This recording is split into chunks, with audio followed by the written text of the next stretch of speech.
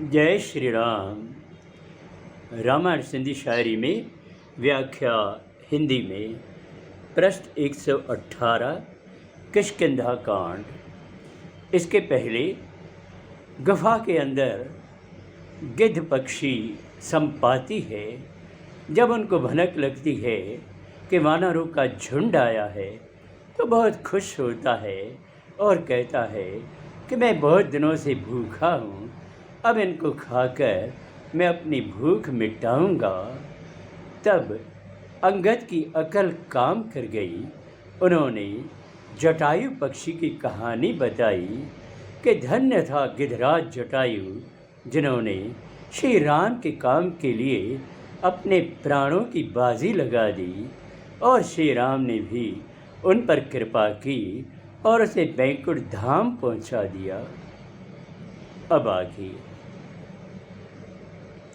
पखिया बुद्धि सुख दुख जीवाणी, जानन चाही सात कहानी, सबिन खे मुक्त कयो आ, हुननि जटायु सार चयो आ।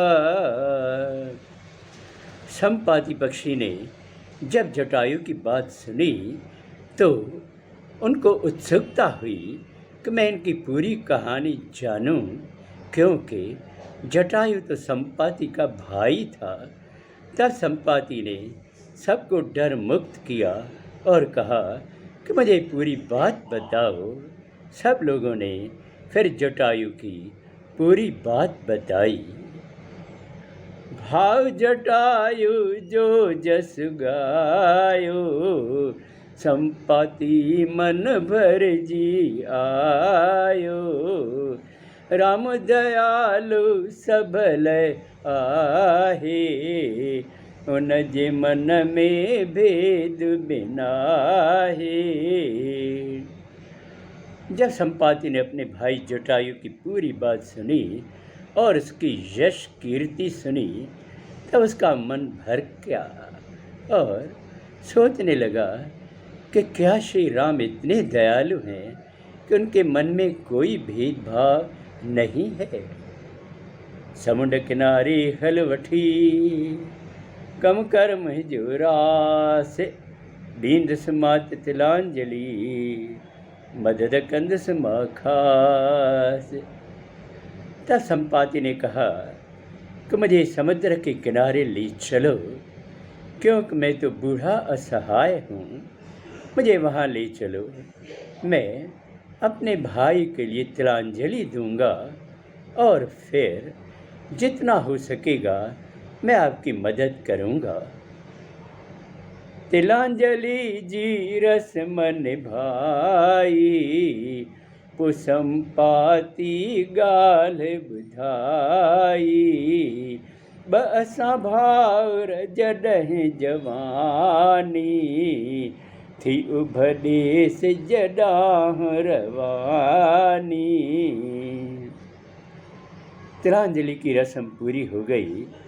तब संपाती ने अपनी पूरी बात बताई कि जटायु और मैं दोनों भाई थे और जवानी में हम दोनों ने आकाश की तरफ उड़ना चालू किया और सूर्य के पास जाने की ठानी। तेज तपत हुनखे मोटायो, परम में हो अहम समायो, सिजज गर्मी पंख सड़ी व्या, कर्यो से भय तेज मलगी व्या। संपाती ने कहा कि जब हम दोनों सूर्य के पास पहुँचे तो अति अधिक गर्मी थी। मेरा भाई जटायु तो वापस आ गया, लेकिन मुझ में घमंड था। किसी भी तरह मैं सूर्य के पास जाना चाहता था, लेकिन सूर्य की अति अधिक गर्मी के कारण मेरे पंख जल गए और मैं ज़मीन पर गिर पड़ा और बहुत जख्मी हो गया। मुनिवर मोहे जी हालत जानी, अमलहण जी बोली वाणी, मुझो कूड़ो घमंड मिटायो, नाव चंद्रमा वचन बुझायो। जब मैं ज़मीन पर तड़प रहा था तब चंद्रमा नाम का एक मुनिवर वहाँ से गुज़र रहा था।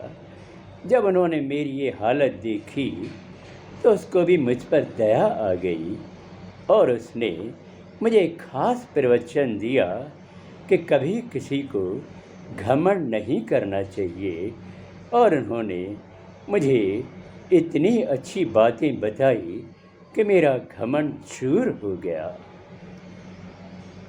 अब आगे अगले सोमवार को। जय श्री राम।